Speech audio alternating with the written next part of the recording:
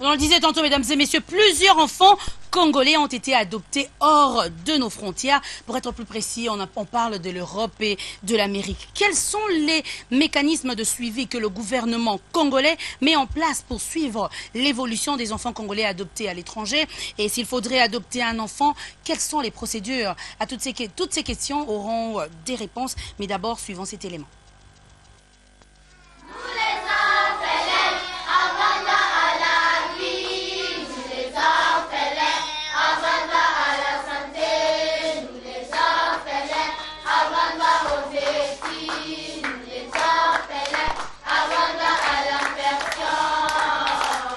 Si à l'époque médiévale et post-coloniale, les Arabo-berbères et autres Européens exerçaient l'esclavage à découvert, cela n'est pas le cas aujourd'hui où la méthode a changé. Elle consiste à officialiser la juteuse affaire à travers les ONG dites d'adoption d'enfants à l'international. Un véritable réseau de la mafia où avocats et activistes de la société civile se font énormément d'argent à leur guise au prix de la dignité humaine des enfants d'autrui. L'écrasante misère noire qui sévit les Congolais dans leur majorité sert d'appât pour réussir dans leur sale besogne. Les plus touchés sont les orphelins et enfants de familles plus démunies à qui l'on miroite un certain paradis une fois être arrivés aux États-Unis ou en Europe. Donc, l'unique chance pour eux d'améliorer leur vie et de relever le niveau de leur famille respective. Naïveté des parents et de l'État lui-même aidant. Nombre de nos compatriotes sont devenus aujourd'hui des esclaves sous d'autres cieux, travaillant dans les plantations, et d'autres servent de cobayes que l'on extrait des organes vitaux dont on a besoin en médecine. Le flou persiste encore à ce niveau. Comment en est-on arrivé? Que dit la loi sur l'adoption des enfants? Dans notre émission, nous en parlerons.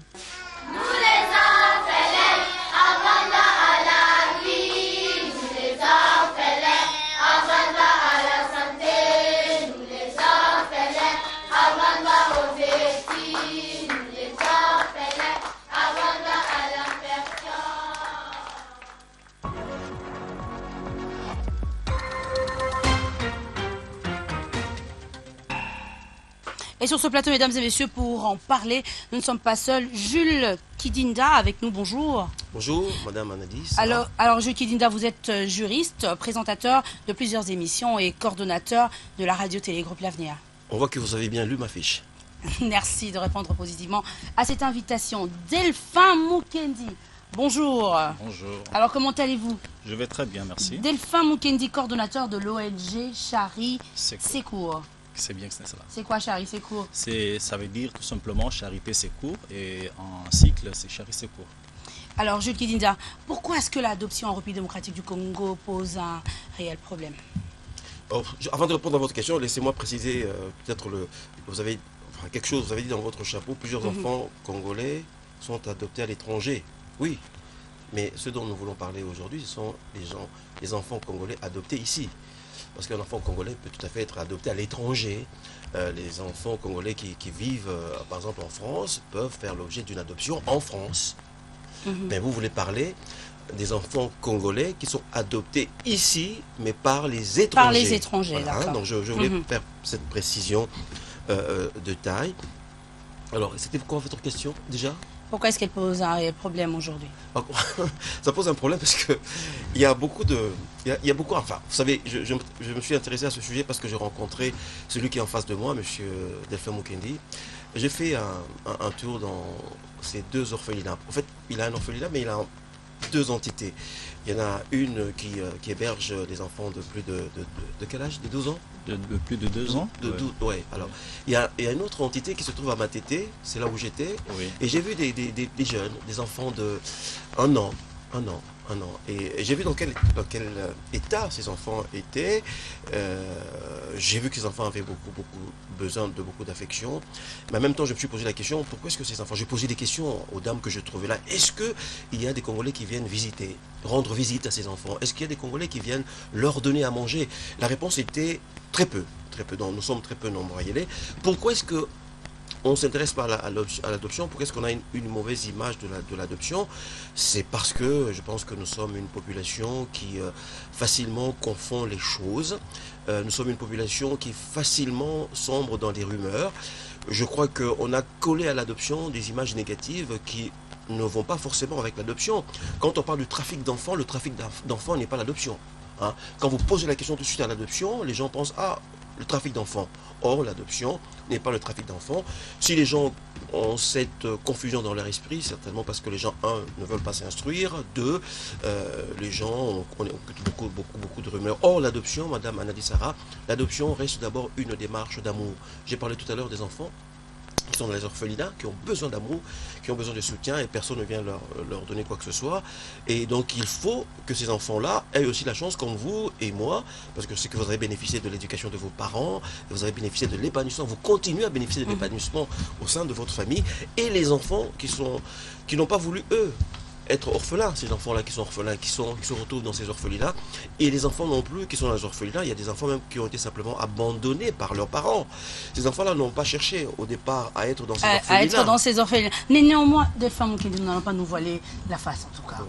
Il y a eu trafic, si on va le dire, les ONG, les orphelinats, certains parents, il y avait, on va appeler ça vente carrément. Vente d'enfants, voilà pourquoi le gouvernement congolais s'est décidé de mettre fin à cela. Oui, je crois qu'il y a beaucoup d'amalgames qui entourent cette question-là aujourd'hui. Je crois que l'adoption en soi, dans son essence, c'est une alternative qui est vraiment adéquate pour la réinsertion d'un enfant en rupture familiale. Ce n'est pas la seule alternative de réinsertion pour un enfant qui est en rupture familiale, mais nous partons sur la base que la famille reste le meilleur milieu, le meilleur endroit pour un enfant de s'épanouir et de développer harmonieusement les liens qui vont construire depuis son bas âge jusqu'à l'âge adulte. Alors, l'adoption, ici chez nous, c'est vrai qu'il y a un peu un fourre-tout dans cette question. Et je crois qu'il y a des personnes véreuses qui se sont mis derrière, soi-disant, se mettre sous l'optique de l'adoption, mais qui se sont peut-être livrés à des actions qui sont peu recommandables en matière d'adoption. Mais l'adoption en soi, c'est une matière réglementée par le Code de la famille. C'est une matière qui n'est pas née d'aujourd'hui, qui n'est pas une spécificité congolaise, mais c'est une matière qui est généralement légiférée dans tous les États modernes d'aujourd'hui. Alors, bien sûr qu'il y a eu peut-être ça et là des méfaits. Non, là, c'est l'euphémisme que vous utilisez, on doit être réel. C'en était de trop. Il y avait vente d'enfants, pour ne pas parler du trafic. On ne pouvait pas accepter cela. Oui, il est de l'autorité de l'État, de la compétence de l'État, lorsqu'il décerne, qu'il découvre qu'il y a un flou dans ce qui est régi par lui, de mettre un peu de l'ordre. C'est vrai.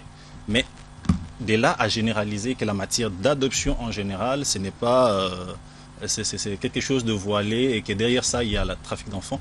Non, là, je m'insurge parce que il n'y a pas eu que de mauvais cas, mais l'adoption en soi permet. Moi, je parle ici dans l'essence normale de l'adoption. Delphin Mukendi, l'adoption telle que souhaitée par les étrangers répond à quelle logique? Là, on va parler de l'aide humanitaire ou une aliénation de notre souveraineté ou un processus d'échange entre pays? Non, ce n'est ni l'aliénation, ni l'aide humanitaire. L'adoption internationale, c'est tout simplement qu'on donne une famille de substitution à un enfant qui n'en a pas une. Jules Kidinda ne partage pas votre point de vue. Si, je partage son point de vue. D'abord, il faut dire que le fondement juridique de l'adoption, pour répondre précisément à votre question, l'adoption est consacrée comme une alternative dans la Convention relative aux droits de l'enfant. Cette convention dit que chaque enfant, dans les droits de l'enfant, la convention dit clairement, cette convention a été adoptée par la RDC, ratifiée par la RDC plutôt, il faut le signaler. Cette convention relative aux droits de l'enfant dit que chaque enfant a droit au bonheur et que ce bonheur normalement devrait se passer dans une famille. Et qu'effectivement, lorsqu'il n'y a pas de famille, la convention relative aux droits de l'enfant a parlé de la possibilité de l'adoption, c'est-à-dire donner à cet enfant son droit, c'est-à-dire l'épanouissement au sein d'une famille. Donc le fondement juridique, c'est la Convention, texte ratifié par notre pays, et puis après, par la suite, notre pays a consacré aussi l'adoption dans nos lois. Mais je crois que l'adoption telle que c'est fait dans nos textes, à nous ici, était un petit peu imprécise, dans la mesure où, par exemple, je parle beaucoup de ce pays parce que je le connais, la France, on distingue deux sortes d'adoption, l'adoption simple et l'adoption plénière. Simple, c'est quand il n'y a pas de rupture de lien familial avec la famille de l'adopté. L'adoption plénière, il y a vraiment rupture de lien familial, c'est-à-dire que l'enfant oublie complètement d'où il vient, il n'y a pas de relation avec ses parents biologiques lorsqu'il y a des parents biologiques. Or, dans notre législation, on ne fait pas de distinguo entre adoption simple, plénière. Donc il y avait un petit trouble, un flou là-dedans. Est-ce qu'il y avait rupture totale avec la famille ou pas?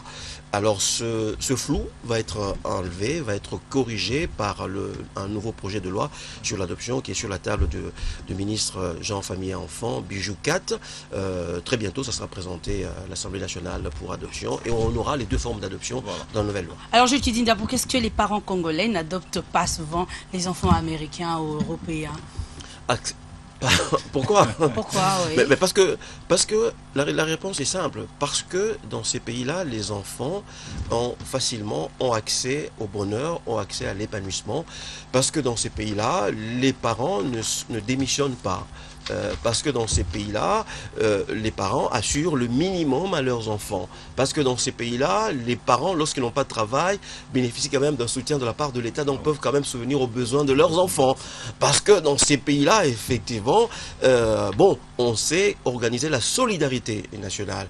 Je ne doute pas, je le dis toujours ici, Madame Aladi, je ne doute pas qu'un jour, notre pays sera en mesure de le faire. C'est-à-dire pouvoir garantir à tout parent.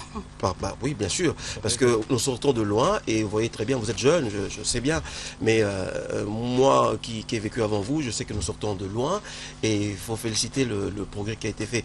Je ne doute pas qu'un jour nous serions nous en mesure également de permettre à tout parent d'élever son enfant.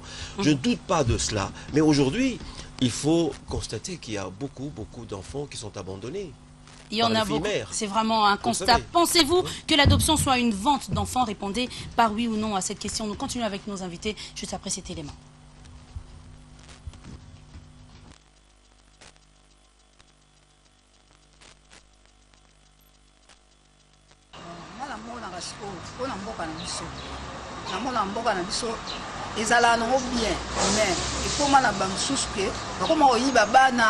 aoyiba mwana menye neti ya mboka musika bino boluka mwana bomona kete nzoka si bateka ye kuna biso baketeka ye po basala bakisi na bango talaka bango kuna bakoma ba makambo nde bazaka ba nini na bango wana bateki mwana yeti asela ona bakisi badotuna bana eza oyo tozwi bana totinda bango na poto bakesala misala eza lokuta bakoma koteka bango koteka adoption wana eza na koyoka makambo ya mindele basala mpona kotekaka bana na biso bakoma baesclave kuna eza likambo nga na koconsidere yango te na ndenge na nyonso wana tozoloba kozwa bana na biso bakende kuna eza lokola bato moko tozokende esclavagisme bango bazwi bamemi bino kuna bakomi ozwa bino lokola baesclave donc koteka kwa.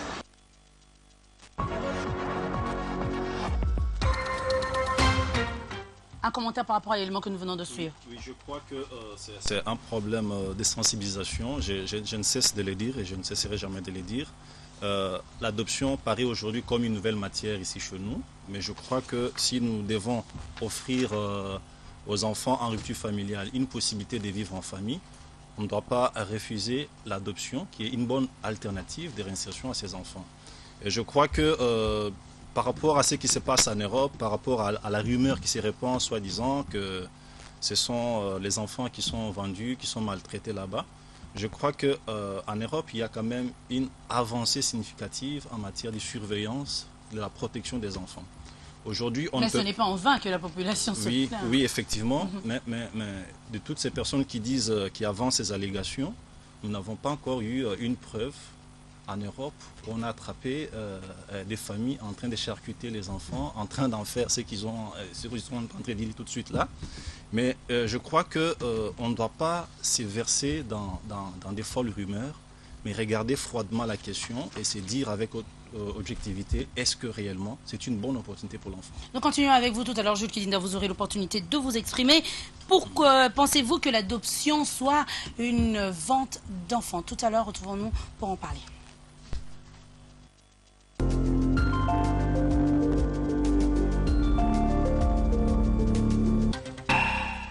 Bienvenue aux uns et bon retour aux autres. Mesdames et messieurs, pensez-vous que l'adoption soit une vente d'enfants? Sur ce plateau, nous en parlons avec Jules Kidinda, juriste, présentateur de plusieurs émissions, coordonnateur de la radio-télé Groupe L'Avenir. Delphin Mukendi, lui qui est coordonnateur de l'ONG Chari Secours. Alors Jules Kidinda, quelle garantie les gouvernements demandeurs de nos familles ou aux orphelins? Ne craignez-vous pas que ces enfants servent de cobayes pour quelques expériences scientifiques? Alors, cette question mérisse un peu les poils et je crois que j'étais déjà un peu énervé en écoutant le micro-baladeur. Non seulement la méconnaissance de mes compatriotes me donne un peu froid dans le dos, mais je crois qu'on est vraiment égoïste. On est égoïste. Alors, si vous demandez à ces mêmes personnes, je crois que c'est Mukendi qui avait posé cette question lorsqu'on a fait ensemble une émission autour de l'adoption. Si vous demandez à ces mêmes personnes qui prétendent que l'adoption servirait à vendre nos enfants ou à réduire en esclaves nos enfants, posez-leur la question simplement si eux, ces gens-là, sont déjà partis même une seule fois à rendre visite aux orphelins. Posez-leur la question. Hein, j'aurais voulu aussi, comme Mukendi m'a fait cette remarque, j'aurais voulu que vous posiez... C'est ça, hein, vous posiate cette question. Combien d'entre eux vont par année rendre visite à ces enfants dont on sait tous qu'ils sont orphelins, donc sans parents, sans personne pour les aider? Combien? Alors, j'ai comme l'impression effectivement que, comme m'a dit aussi encore une dame dans mon émission, qu'on ne s'aime pas entre nous. On dirait que les gens ont un plaisir inavoué de voir les orphelins finir mal. Quand on est orphelin ou quand on a été abandonné, on doit forcément mourir pauvre ou traîner dans la rue. Donc les gens ne veulent pas s'imaginer qu'on puisse donner une seconde chance à ces enfants-là. Mais c'est horrible, c'est horrible. Alors comme Mukendi a dit, quand on demande à ces gens de nous donner simplement l'exemple où on a vendu un enfant, c'est vrai qu'il y a l'histoire de l'Arche de la Noé, mais ces gens-là ont été arrêtés. Je vois le thème affiché, c'est quelles sont les procédures de l'adoption en direct, enfin en RDC. Mukendi va peut-être parler de la procédure ici, mais il faut savoir qu'un parent étranger qui vient adopter un enfant ici doit forcément passer par un organisme d'adoption.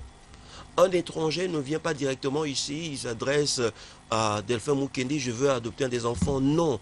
En France, aux États-Unis, pareil, un parent qui désire adopter s'adresse forcément à un organisme d'adoption. Et ces organismes-là ne prennent pas le pouvoir d'être organismes comme ça gratuitement. Ils sont déjà contrôlés et passent par des examens avant d'être agréés par l'État français pour être un organisme d'adoption. Mais un parent qui veut adopter ne s'adresse pas non plus simplement comme ça en prenant son téléphone à un organisme d'adoption. Un parent qui veut adopter par exemple en France doit avoir un agrément d'adoption. Donc pour avoir cet agrément d'adoption, on passe par une série de tests. Est-ce qu'on sera un bon parent? Est-ce qu'on a l'argent? Est-ce qu'on a l'espace? Est-ce qu'on a une chambre pour cet enfant? Donc de l'autre côté, la procédure est tellement rude et tellement dure qu'on ne peut pas imaginer que les enfants qui vont là-bas soient réduits en esclaves. C'est une imbécilité qui m'énerve même.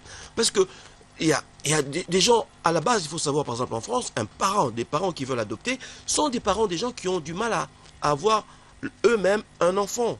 Ils ont eu des problèmes pour concevoir. Ça arrive.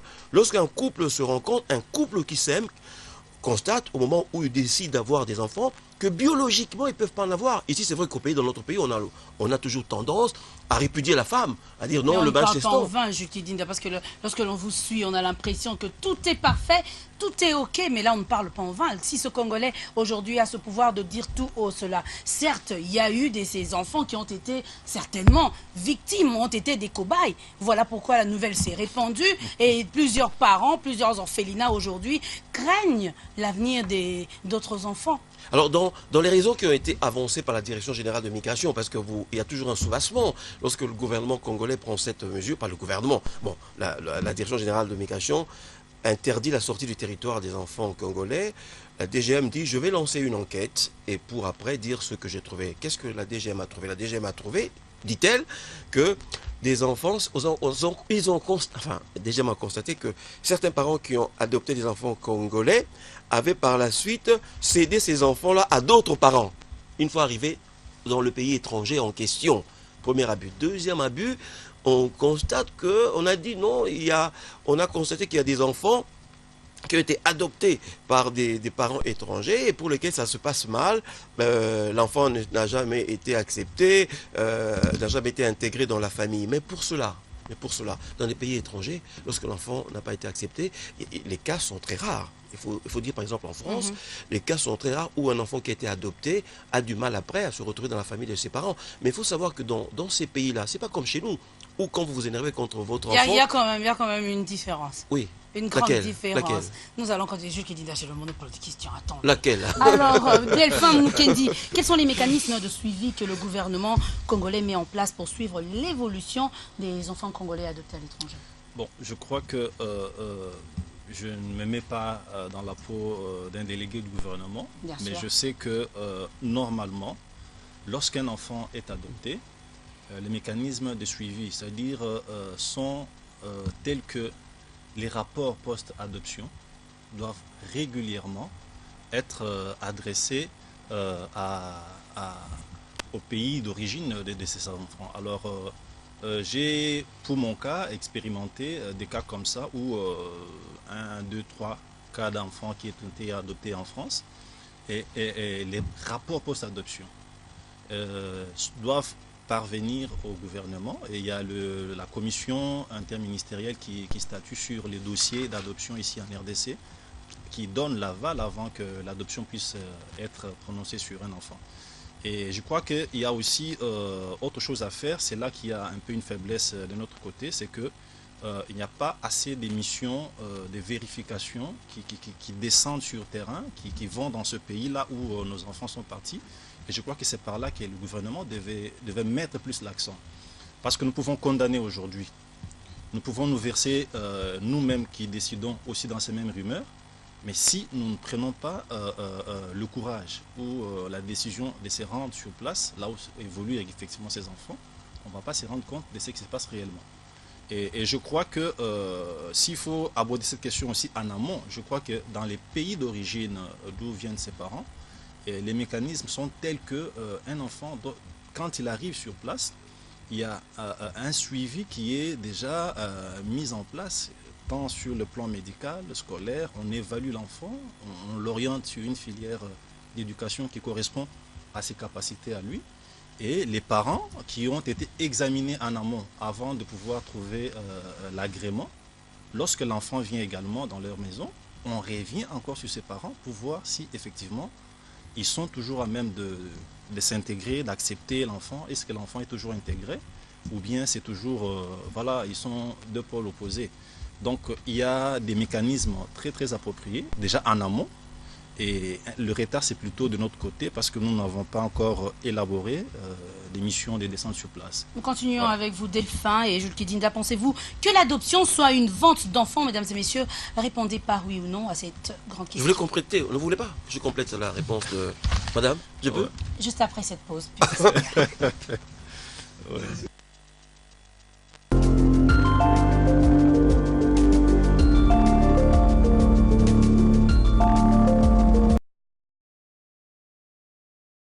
De retour sur nos antennes, mesdames et messieurs, disons de retour dans Carrefour, hein, c'est vrai, avec un réel plaisir. On vous retrouve encore une fois. Pourquoi l'adoption pose-t-elle un problème en République démocratique du Congo? Pensez-vous que l'adoption soit une vente d'enfants? Répondez par oui ou non à cette grande question. Et sur ce plateau, Jules Kidinda, juriste, présentateur de plusieurs émissions, coordonnateur de la radio-télé groupe L'Avenir, Delphin Mukendi, coordonnateur de l'ONG Chari Secours. Nous continuons avec nos invités juste après cet élément.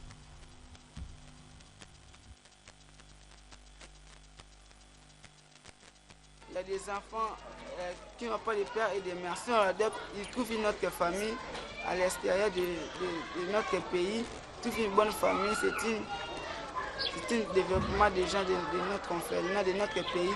Là où il peut partir, il peut faire quelque chose en plus de grand pour notre pays. Pour adopter un enfant, ils ont la pour l'avenir à nous.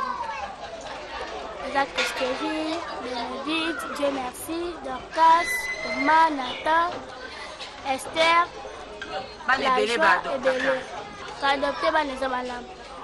Comme tu es là, est-ce que tu regrettes que aussi au Koli va adopter auto? Non, je regrettais parce que jamais je peux regretter. Parce que c'est Dieu qui l'a arrangé. Peut-être moi, mon avenir ne serait pas de l'adoption. Peut-être adoption, Yabana. Kotala malamu, batekaka bana te. Adoption ezali koteka bana te, ezali kosunga bana oyo ya biso bazana ba parents te. Oyo bazana besoin ba déplacer, ba kende ba longwa ba kende na pays mosusu. Bazwa vie na pays wana. Non, quoi adopter moi les koteka mwana te, eza kokaba mwana te. Quoi adopter moi c'est-à-dire mwana nyonso du fait kaza mwana azana droit kozala na parent. Eza koteka te, eza kokaba te, mais kopesa mwana vie azala pe sika moko akoki vivre na kati ya famille. Non, ceux qui balobi par exemple ko arrêter yango. Ça c'est pénaliser d'autres enfants. Bana mususu bazana ba balabala, bazana ba orphelinat, bazangi ba parents. Normalement il faut mwana azala na famille.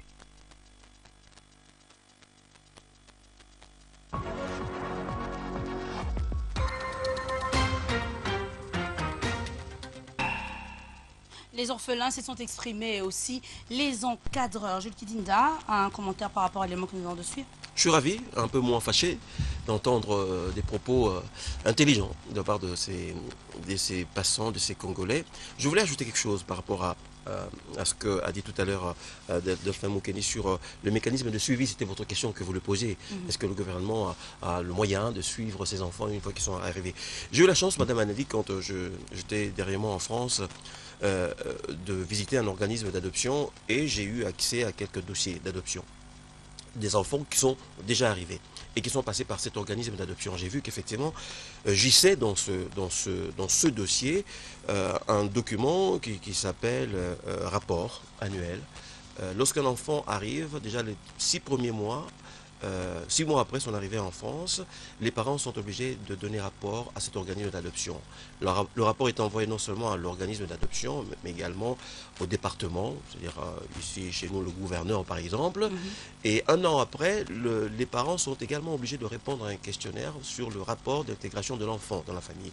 Ce rapport-là, c'est dans le dossier. Donc notre gouvernement peut tout à fait demander à tout moment pour avoir accès à ce document-là. Et d'ailleurs, c'est ce qui figurera dans le projet de loi sur l'adoption qui va être déposé bientôt, c'est que le gouvernement congolais tient à ce qu'il soit informé tous les ans de du suivi de ces enfants-là lorsqu'ils arrivent dans le pays d'adoption. Je crois que le problème dans l'adoption, lorsqu'on en parle ici, le problème est chez nous. Vous avez vu, dans ce que je viens de démontrer, que dans ce que aussi Moukeni a dit, dans le pays d'accueil, il n'y a pas de problème. C'est chez nous qu'il y a un problème. Il y a un problème pourquoi? Parce que notre justice est ce qu'elle est. C'est-à-dire que on peut tout à fait avoir un enfant qui est présenté à l'adoption alors que cet enfant a ses parents. Et que l'enfant a été, lorsqu'il est arrivé dans un orphelinat, ceux qui l'ont amené ont menti en disant que c'est un enfant abandonné alors que ça n'est pas un enfant abandonné. Donc c'est chez nous qu'on doit plus surveiller les choses. Mais lorsque vous avez déjà rendu un jugement, je vous ai dit tout à l'heure que les parents étrangers n'ont pas de problème, l'organisme d'adoption et l'interface. Lorsque notre pays a rendu un jugement régulièrement prononcé par des juges congolais qui sont indépendants et que ce jugement a acquis ce qu'on appelle en droit une force de choses jugées, on ne peut plus revenir en arrière. On ne peut plus revenir en arrière. Il faut absolument faire exécuter le jugement qui est rendu au nom du chef de l'État. Alors, Jules Kidinda, vous avez si bien expliqué le suivi, mais ces enfants adoptés perdent leur nationalité. Bien évidemment. Et de quel droit le gouvernement congolais fera encore des suivis pendant qu'ils ne sont plus congolais? Oui, vous avez raison. Les enfants, il faut dire qu'en droit, c'est tout à fait normal. En France, par exemple, les enfants prennent la nationalité de leurs parents. Lorsque un enfant a été adopté par un couple français, cet enfant devient français. Évidemment, c'est le cas pour les Américains également. Les enfants adoptés par les Américains deviennent effectivement américains. Vous avez posé une très bonne question. Ces enfants-là, une fois adoptés, prennent la nationalité de leurs parents. De quel droit, vous avez dit, notre pays va essayer de savoir pour rassurer certainement la population. Simplement pour que pour rassurer la population et pour Et pour peut-être, oui, je pense que c'est pour assurer la population et pour s'assurer que, bien que vous avez adopté cet enfant reste quand même, bon, il vient de ce pays-ci, de ce pays-ci, il est français, non, il est français, bien sûr. On essaie de voir si dans les 3 premières années, ça se passe bien, compte tenu des échecs qu'il y a eu. C'est tout à fait normal, l'État peut dire, ok, j'essaie de voir. Si ça marche bien au bout de 3 ans, effectivement, je n'interviens plus, mais j'ai quand même un droit de regard, si ça ne se passe pas bien, je vais voir. Et puis, il faut dire une chose, Madame Anali. Pourquoi l'État dit ça? Pourquoi on fait ça? Ces enfants qui sont adoptés, qui sont partis en France aux États-Unis, constituent des défenseurs inconditionnés pour la RDC. Parce que ces enfants-là restent malgré tout, vous avez vu l'exemple d'Obama, restent quand même attachés au Kenya. Ces enfants-là, américains ou français, peu importe, sont attachés à notre pays. Et ces enfants-là, qui seront peut-être des ministres demain, qui seront peut-être des présidents là-bas. Non, ils défendront la RDC. Non, pas l'Afrique, la RDC. Moi, ce qui m'intéresse, c'est la RDC. La RDC est notre pays. Voilà. Delphin Mukendi, un complément. Oui, je crois que pour bondir sur ce que Jules vient de dire, lorsqu'il y a l'adoption et surtout l'adoption internationale, il y a deux droits qui entrent en action, c'est-à-dire le droit congolais, s'agissant de l'enfant qui est adopté, et le droit du pays d'accueil de l'enfant, c'est-à-dire des adoptants. Et au bout du processus d'adoption, il est tout à fait normal que le droit congolais, nous qui avons actionné ici notre droit pour ce processus, nous sachons la finalité sur quoi. Parce qu'on ne peut pas aujourd'hui admettre que notre enfant, c'est-à-dire l'enfant qui est congolais, soit dans un processus d'adoption et que par après on ne sache pas la finalité, si elle a été atteinte ou pas. Donc la finalité, ce n'est pas que l'enfant soit directement posé dans la famille, mais encore faut-il que cette réunification soit débouchée sur une réinsertion, c'est-à-dire que l'enfant également est vraiment intégré dans cette famille. Donc je crois que c'est dans notre droit de pouvoir savoir est-ce que le Congolais, le petit Congolais qui a été adopté, qui a changé de nationalité, est-ce que là où il est parti, il est intégré? Est-ce que là où il est parti, il est épanoui? Donc, c'est tout à fait normal que l'État puisse pouvoir s'intéresser à ces rapports processuels. Alors, Delphin Mukendi, quelles sont les procédures de l'adoption? Bon, les procédures, moi, je le prends un peu en deux parties, c'est-à-dire du côté adoptant et du côté adopté. C'est-à-dire, c'est basant sur notre droit à nous ici. La loi, le code de la famille stipule que le principe d'abord de base, c'est que, je vais citer comme ça en ordre, pas en ordre, mais je sais que parmi les principes, il y a la conditionnalité d'âge. C'est que l'adopté et l'adoptant, le code de la famille dit qu'il doit y avoir 15 ans d'écart. Et le deuxième principe dit que le couple qui adopte doit avoir le minimum de 5 ans de mariage ininterrompu. Ce sont là des conditions par rapport à l'âge et par rapport à la forme. Et si le couple respecte, remplit ces conditions-là déjà, ils sont à même de postuler. Et là encore, il y a d'autres questions qui entrent un peu encore en mouvement, parce que sur le plan judiciaire, il y a ce que le code prévoit, mais sur le plan social, c'est-à-dire que tout enfant abandonné n'est pas forcément éligible à l'adoption. On doit regarder cet enfant selon le projet éducatif de cet enfant. Est-ce que la meilleure solution pour cet enfant est l'adoption? Si c'est cela ce qu'il faut pour lui, alors on l'aligne. Donc un peu brièvement par rapport à l'aspect juridique et social pour l'adoption. Alors Jules Kidinda, pour terminer, pensez-vous que le gouvernement changerait son avis sur l'adoption internationale? Le gouvernement n'a jamais changé d'avis sur l'adoption internationale.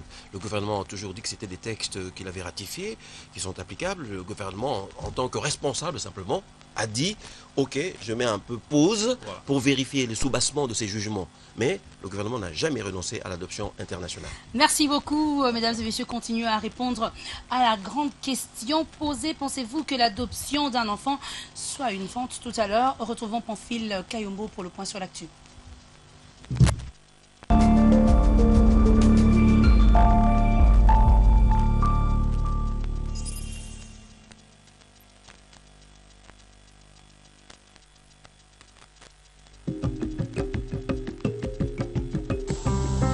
rencontre de cultures, des doctrines diverses. Carrefour, telle une fleur, Carrefour est un bouquet des rubriques bien trouvées. Point sur l'actualité, que dit la presse? Les prévisions météorologiques, quoi de neuf? On en parle. Innovation, découverte, astuces santé, sport news et 2 sujets à exploiter chaque matin de lundi à vendredi de 8h58 à 10h54. Le grand rendez-vous matinal, Carrefour.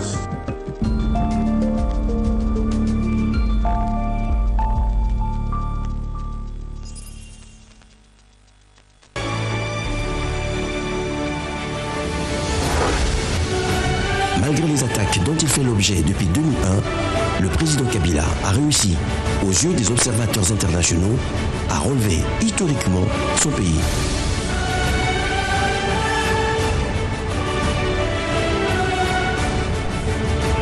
La plupart des Africains, des Européens et des Américains qui se montraient réticents à sa politique avouent aujourd'hui s'être trompés sur son compte et sur la réalité de la RDC.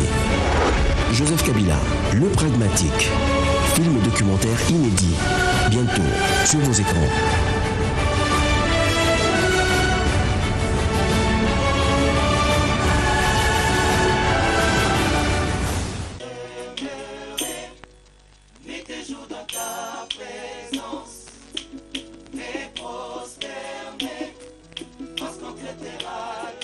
Dans ta présence, grand rendez-vous des adorateurs de Jésus-Christ disséminé à travers le monde.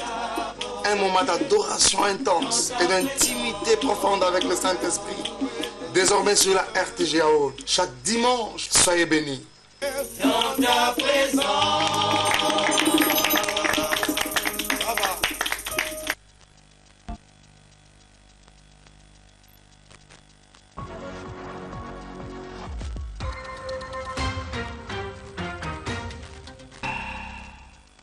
Carrefour continue, il est 10h juste, mesdames et messieurs. Dernier passage du vice-premier ministre de l'Intérieur à l'Assemblée nationale, c'était samedi. Pamphile Kayombo, bonjour d'abord. Bonjour. Comment vas-tu, Pamphile? Je me porte bien. Merci de nous informer.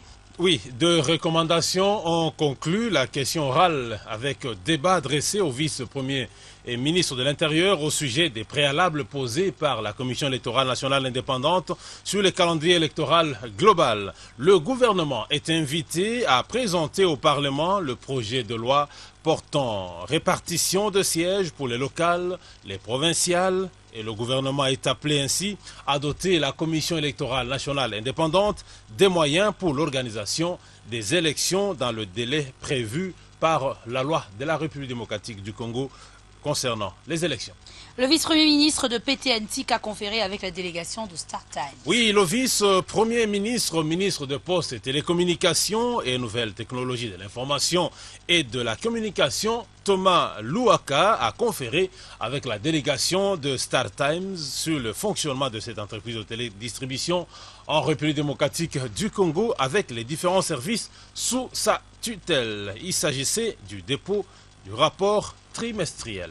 Il n'y a rien à reprocher en ce qui concerne les relations RDC-Namibie, à en croire l'ambassadeur namibien accrédité en RDC. Les relations entre la République démocratique du Congo et la Namibie sont au beau fixe et basées sur le respect mutuel. La déclaration est de l'ambassadeur namibien accrédité en République démocratique du Congo. Il a dit en début du week-end à Kinshasa lors du jubilé d'argent de son pays. Wilbar Elam, c'est son nom, indique que son pays fait face à plusieurs défis tels que le chômage chez les jeunes, la pauvreté et aussi la pandémie du VIH-Sida. Améliorer les performances des radios communautaires, c'est la vision de l'UNESCO et le Royaume de Suède. L'UNESCO et le Royaume de Suède veulent améliorer les performances des radios communautaires en République démocratique du Congo. C'est dans ce cadre qu'ils ont mis en place un projet pour permettre, n'est-ce pas, à ces médias locaux d'utiliser les nouvelles technologies de l'information et de la communication. La deuxième phase de ce projet débute donc cette année 2015 et s'étale sur 3 ans, jour pour jour. D'après Abdourahmane Diallo, représentant pays de l'UNESCO, les radios locales de 6 provinces vont bénéficier de cet appui. Le programme des Nations Unies concernant les OMD arrive à terme à la fin de cette année. Certes, beaucoup reste à faire selon l'argentier congolais Deogracias Mutombo. Objectif du millénaire pour le développement, ce programme des Nations Unies arrive à terme à la fin de l'année 2015.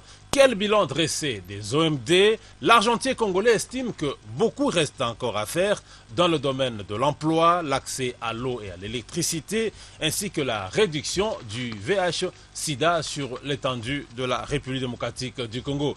Deogracias Mutombo, président du comité des banques de commerçants, indique que les performances connues par l'Afrique dans la gestion macroéconomique peut lui permettre, n'est-ce pas, de financer son propre programme de développement post-2015. Ligue des champions Sangabalende a perdu hier face aux Soudanais à Kinshasa, 0-1. C'est bien dommage, Sa Majesté Sangabalende Wabanjeloun Bansantou du Kasaï oriental s'est incliné à domicile face au club soudanais d'Al Hilal sur le score étriqué de 0-1. Une réalisation obtenue à 6 minutes de la fin du match par le joueur Moussaoui suite à un ballon de corner. Pourtant, l'équipe de Bakwanga avait loupé beaucoup d'occasions d'ouvrir le score à la première période suite aux maladresses de la ligne offensive composée de Moussema, Kabamba, Kayembe et Bambare qui était l'ombre de lui-même jusqu'à la fin du match. Toutefois, l'on croit savoir que Mutubile Santos et ses collaborateurs doivent se mettre au travail afin de bien visualiser le film de cette rencontre pour arrêter un dispositif pour le match retour prévu dans 2 semaines au Soudan du Sud. Alors Pamphile, à demain. À demain, 9h. Mesdames et messieurs, tout à l'heure, retrouvons Joël Botomba pour Astuce Santé. Carrefour continue, mesdames et messieurs, tout à l'heure nous l'avons annoncé. On parle encore une fois de l'adoption. Est-ce que ces orphelins ont besoin de l'adoption internationale? Est-ce que ces orphelins, ces enfants qui étaient ici orphelins et là-bas qui ont des parents, est-ce qu'ils sont en contact avec leur famille? Quand on parle de famille, on voit l'orphelinat, on voit leur milieu originaire. Est-ce qu'ils sont toujours en contact avec... Ça, nous ne savons pas, mais à toutes ces questions, Madame Esther Kitenga va y répondre. Bonjour Madame. Bonjour. Comment allez-vous Madame Esther? Je vais bien. Ah, merci bien Madame Esther, vous êtes toute belle à la télévision. Hein? Madame Esther Kitenga, vous êtes coordonnatrice de l'orphelinat et Eveden. Et Eveden veut dire? Encadrement des enfants vulnérables. Vous avez déjà eu l'opportunité de faire adopter des enfants de votre orphelinat? Si, plusieurs fois. Plusieurs fois, vous avez l'opportunité de faire adopter vos enfants. Mais est-ce que vous êtes en contact avec ces enfants qui sont Bien sûr que oui. Madame Esther, dites-nous, comment ça se passe? Nous avons ouï dire beaucoup de choses aujourd'hui, le gouvernement, et on va dire par l'entremise de l'une des branches de l'État, des GEM et tout, on met fin. On ne veut plus, en fait, nous mettons une pause à cette adoption. Comment le recevez-vous? Très mal, on est dessus.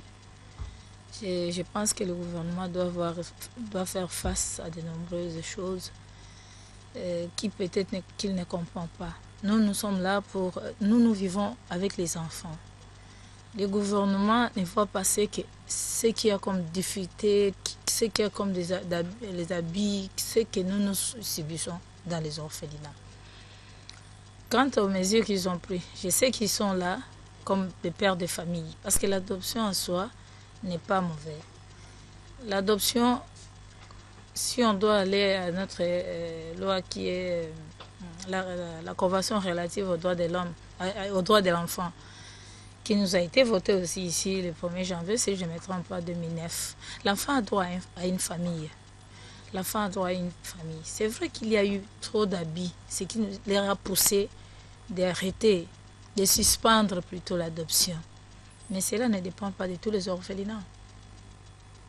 Ça ne dépend pas de tous. C'est nous qui souffrons avec les enfants. Si vrai, il ne veut pas qu'ils continuent avec l'adoption, mais qu'ils prennent soin de ses enfants. Mais vous êtes dans les orphelinats, vous pensez qu'il y a une nécessité de ce côté-là. Est-ce que ces orphelins, est-ce que vous, les orphelinats, avez vraiment besoin de cette adoption internationale? Nous en avons besoin parce que chaque enfant doit une famille. Je suis celle, la femme, comment donner l'affection à tous les autres enfants? Comment donner une vie meilleure à tous les enfants? La scolarisation, ce n'est pas gratuit chez nous. La ration n'est pas gratuite. Tu dois te battre par-ci par-là. Les petits pouces que tu vois là ont besoin vraiment d'être choyé, d'être aimé, d'être considéré. Et ça arrive où, il arrive des fois où se passe aussi un jour où personne l'a bercé, alors que l'enfant doit tout ça. Un peu de berceuse et des choses comme ça. Mais comment? C'est vrai, il y a eu des abus de la part surtout des avocats et même des jeunes. Parce que ce sont eux qui donnaient les autorisations de sortie à n'importe qui. Et les avocats, eux, utilisaient les orphelinats comme si leur unité de production, quoi. Ils allaient chercher des enfants par-ci par-là, mettre dans des orphelinats et commencer à les adopter. Parce que les documents qu'il fallait constituer pour le départ de l'enfant n'écoutaient pas ce que les avocats. Donc le véritable problème, c'était du côté des avocats et des jeunes. Et il y a aussi d'autres orphelinats. Les orphelinats qui se sont mis en jour que pour l'adoption. Je ne sais pas comment ils gagnaient. Parce que moi, je sais que... Je vous ai dit tout à l'heure que j'ai fait adopter les enfants. On paye les honoraires l'honoraire de l'avocat. Et à l'orphelinat, des fois, un petit cadeau. Quelques dons. Je ne vois pas pourquoi je dois aller chercher beaucoup d'enfants pour les affaires, uniquement pour les adopter, les faire adopter. Mais si les enfants vraiment qui sont en situation difficile, qui sont sur place dans un orphelinat, qui ont besoin des parents, et s'il y a des parents qui se sont portés garants d'adopter ces enfants, et les documents sont en bonne voie, je ne vois pas pourquoi faire traîner ces enfants, c'est faire souffrir les enfants. Et dites-moi, madame, ces enfants qui vivaient ici, ces enfants qui étaient des Congolais, sont adoptés par des parents français ou des parents américains. Directement, ces enfants changent de nationalité. Et comment est-ce que le gouvernement congolais ou vous autres qui êtes congolaises, vous allez encore faire le suivi de ces enfants qui n'ont plus votre nationalité? Avant d'adopter un enfant, il y a un protocole d'accord. Le protocole d'accord qui est signé. L'orphelinat, ministère du genre, des fois des affaires sociales, et l'agence qui vient pour l'adoption. Dans notre protocole d'accord, il est dit que nous devons faire la suivi de nos enfants. Donc, ne fût-ce que par trimestre, ne fût-ce que parler une fois avec l'enfant, avoir les nouvelles de cet enfant. Et aussi, il est écrit, il est dit, dès que l'enfant a 18 ans, l'enfant peut décider, soit il rentre dans son pays, soit il évolue là-bas, sans oublier là où il venait. Parce que l'enfant qui a déjà perdu la nationalité congolaise. Même s'il a perdu. Mais comment les Blancs viennent ici? Les Français n'arrivent pas au Congo. Ou les Américains arrivent au Congo. Il n'y a pas une barrière qui dit que parce que tu es adopté, tu ne peux plus rentrer au Congo. C'est-à-dire qu'il peut rentrer dans son pays pour faire des activités ou aider aussi les personnes en situation difficile ou carrément visiter là où il vient. Parce que les enfants qui sont adoptés ne sont pas que les enfants des pères orphelins ou abandonnés. Il y a aussi des enfants en situation difficile qui ont des parents et que les parents adoptifs donnent leur aval. Disent, écoutez, nous ne saurons plus continuer avec les enfants, avec cette vie, si vous pouvez les adopter. Et là, c'est dans l'accord, l'avocat va au tribunal de l'enfant et puis on se met d'accord et puis voilà. Alors, Madame Esther Kitinga, est-ce que vous pensez que disons, la décision qui a été prise, cette décision qui vous blesse, va changer? Que nous allons enlever, que le gouvernement va enlever le doigt sur la pause qu'ils ont eu à placer par rapport à ces adoptions internationales? Je crois qu'en suivant toutes les images qu'ils ont vues, tout ce que nous sommes en train de dire, un père de famille ne peut pas résister. Là, nous avons nos autorités sur place.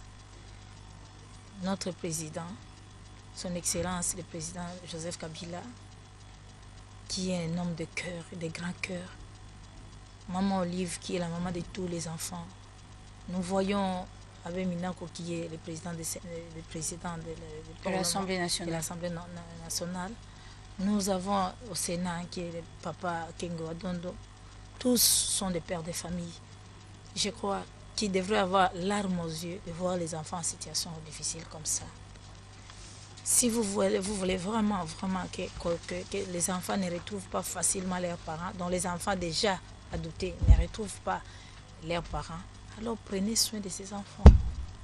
Prenez soin de ces enfants. Les enfants ont droit aux études, droit à bien manger. Ils ont les mêmes droits que vos enfants à la maison. Mais je sais que vraiment, vous n'allez pas résister. Ça ne va pas durer longtemps. Vous allez lever ces mesures pour le bien-être de nos enfants. Merci beaucoup, Madame Esther Kitenga. Et tout à l'heure, mesdames et messieurs, retrouvons Monica Toili. Et pour On en parle, aujourd'hui nous parlons de l'Empire byzantin.